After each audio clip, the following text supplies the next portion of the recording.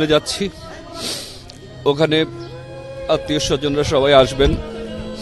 আত্মীয় স্বজনরা মারা গেলেন 90 দশকের জনপ্রিয় নায়ক রিয়াজ। প্রিয় ভিউয়ার্স, গুঞ্জন নয় সত্য, কি ঘটে গিয়েছিল রিয়াজের সাথে এ নিয়ে বিস্তারিত জানতে ভিডিওটি না টেনে সম্পূর্ণ দেখতে থাকুন। হঠাৎ ঢালিউডের জনপ্রিয় অভিনেতা রিয়াজের মৃত্যু নিয়ে সামাজিক যোগাযোগ মাধ্যম সহ বিভিন্ন মহলে গুঞ্জন ছড়িয়ে পড়েছে। আজকে বেগম খালেদা জিয়ার মৃত্যুতে আরও ছড়িয়ে পড়েছে রিয়াজও নাকি মারা গিয়েছে। তার মৃত্যুর খবরে অনুরাগীদের কপালে চিন্তার ভাঁজ। রিয়াজের অত্যন্ত ঘনিষ্ঠ একজন ব্যক্তি গণমাধ্যমকে বলেন, এমনটা হওয়ার কথাই না। তারপরেও রিয়াজ যেহেতু বাংলাদেশ থেকে বাইরে আছে, রিয়াজের ব্যাপারে সত্য কোনো ঘটনা এখনও জানা যায়নি।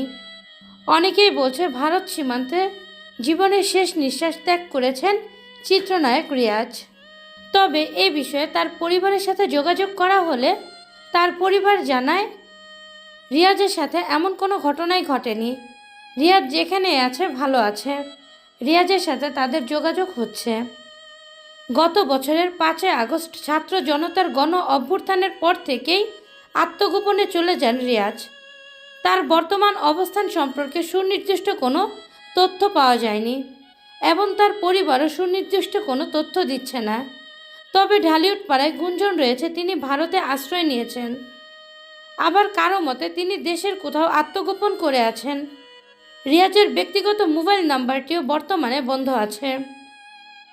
90 দশকের শেষ দিক থেকে টানা 2 যুগ ঢাকায় চলচ্চিত্রের শীর্ষ নায়কদের একজন ছিল রিয়াজ। জসিম অভিনীত বাংলার নায়ক সিনেমার মাধ্যমে বড় পর্দায় অভিষেক ঘটে তার। এরপর অসংখ্য সুপারহিট সিনেমা উপহার দিয়ে দর্শকদের মনে জায়গা করে নেন তিনি। তার বেশিরভাগ সিনেমাই ছিল চিত্রনায়িকা শাবনূরের সাথে এবং সেই সবগুলো সিনেমাই সুপারহিট হয়েছিল।